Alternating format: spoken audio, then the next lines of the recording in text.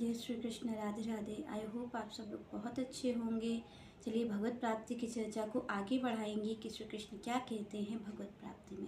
तो यहाँ पर श्री कृष्ण बता रहे हैं कि किस तरीके से उनकी प्राप्ति की जाए, किस तरीके से जो निर्गुण को मानने वाले हैं, निराकार रूप में भगवान की उपासना करने वाले योगी जन हैं, ध्यानी जन हैं, ज्ञानी हैं, तो भगवान उनके बारे में बताते हैं कि किस तरीके से उन्हें उनकी उपासना करनी चाहिए। ये स्वयं श्री कृष्ण बता रहे हैं। और जो सगुण की बात आती है, जो भगवान की श्री विग्रह में पूजा करते हैं, उपासना करते हैं, उनके बारे में भी भगवान बताते हैं कि किस किस भाव से अगर कोई मेरी उपासना करता है तो वो मुझे प्राप्त करेगा। तो यहाँ पर भगवान ने बताया कि भाई अगर कोई निर्गुण रूप में उन्हें पाना चाहता है तो उसको अपने मन को वश में करना पड़ेगा, अपने बाहर के कार्यकलापों को बंद करना पड़ेगा, मन को एकाग्र करना पड़ेगा। और एकाग्र करके भगवान कहते हो अपनी प्राणवायु को अपने मस्तक में, सिर में स्थिर करना पड़ेगा। उसके बाद अनन्य भाव से जब भगवान का चिंतन करेगा जीव, तब भगवान की प्राप्ति कर सकता है। तो भगवान कहते हैं कि भाई ये निर्गुण का मार्ग है। सगुण के लिए भगवान कहते हैं श्री कृष्ण, तो वो ये कहते हैं कि अगर कोई सगुण रूप में प्राप्त करना चाहता है तो उसे किसी एक भाव में स्थिर होना होगा। तो यहाँ पर भगवान ने कई भावों की चर्चा की कि वात्सल्य भाव कोई रखता है, पुत्रवत भगवान को प्रेम करता है। कोई दास्य भाव रखता है, दास के रूप में, सेवक के रूप में भगवान की सेवा करता है।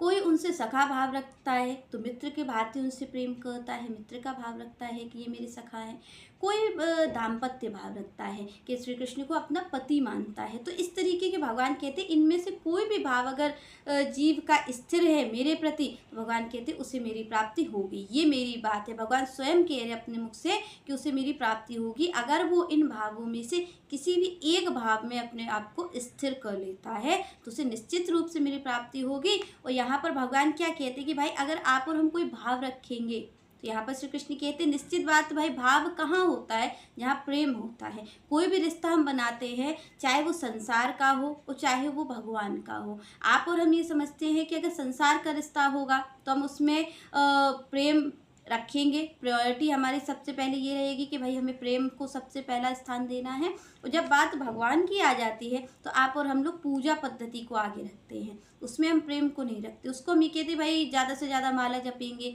ज़्यादा से ज़्यादा दान देंगे, ज़्यादा से ज़्यादा हम धार्मिक कार्यों को करेंगे, पर हम उसमें प्रेम को शामिल नहीं करते। संसार की बात आती है तो हम सबसे पहले प्रेम को रखते हैं, और जब भगवान की बात आती है तो हम सबसे पहले माला जप को, नाम जप को, इन सब को रखते हैं। तो प्रेम की बात हम भगवान से नहीं करते। पर यहाँ पर अगर कोई आपके प्रेम का आदर कर सकता है और जिसके लिए आपको प्रेम ही सबसे पहले रखना है, वो स्वयं श्री कृष्ण है। कोई भी आप भाव उनसे रखिए, चाहे उनकी पुत्रवत सेवा करिए, चाहे उनके सखा रूप में सेवा करिए, या फिर उनके सेवक बन के सेवा करिए। आप भले ही अपनी माला को कम कर देंगे तो कोई फर्क नहीं पड़ेगा। तो यहाँ पर प्रेम की कमी नहीं होनी चाहिए, क्योंकि श्री कृष्ण प्रेम के गाहक हैं। प्रीति तो नंद नंदन से कीजिए। यहाँ पर संतों ने कहा है कि भाई अगर प्रेम करना है, प्रीति करनी है, तो प्रीति तो नंद नंदन से कीजिए। केवल श्री कृष्ण ही प्रेम के गाहक है। केवल ओ आप और हम क्या करते हैं, आप और हम बढ़िया से बढ़िया भगवान को 56 भोग दे देंगे,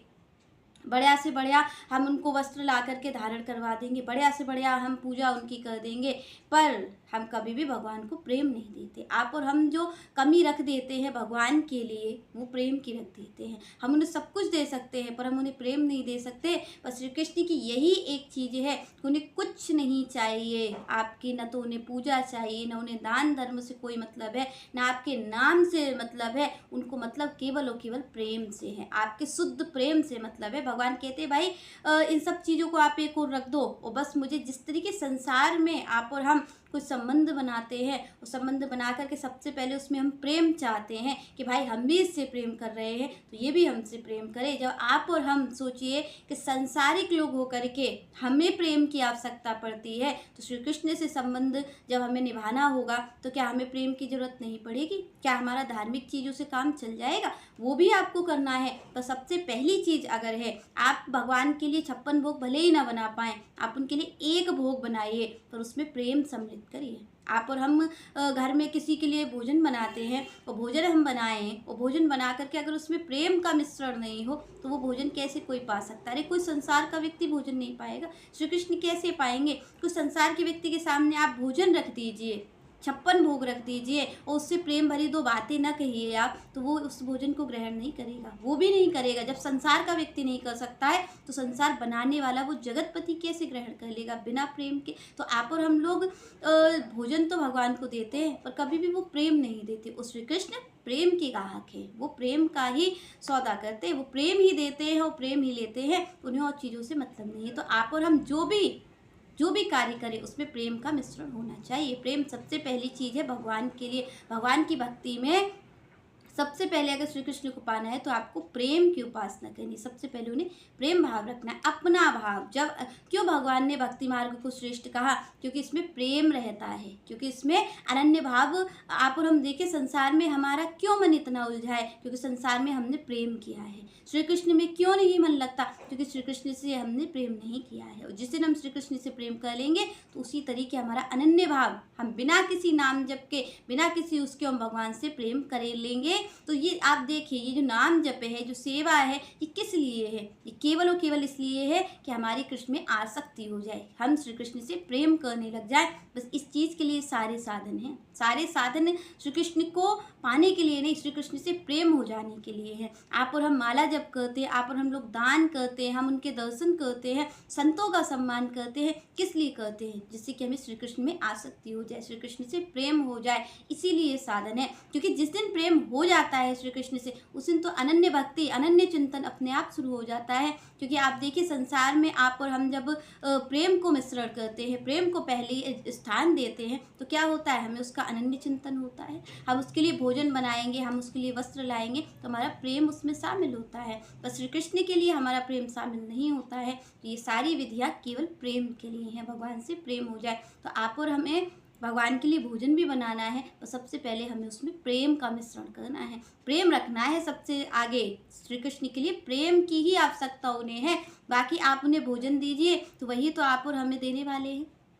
आप और हमें एक बार विचार करना चाहिए कि हम श्री कृष्ण को क्या दे सकते हैं, क्या है हमारे पास देने के लिए। अपना, अगर अपना कुछ आप कहें तो क्या है? क्या ये भोजन हम श्री कृष्ण को दे सकते हैं? नहीं दे सकते। क्यों? क्योंकि भोजन वो ही हमें प्रदान कर रहे हैं, श्री कृष्ण ही हमें प्रदान कर रहे हैं।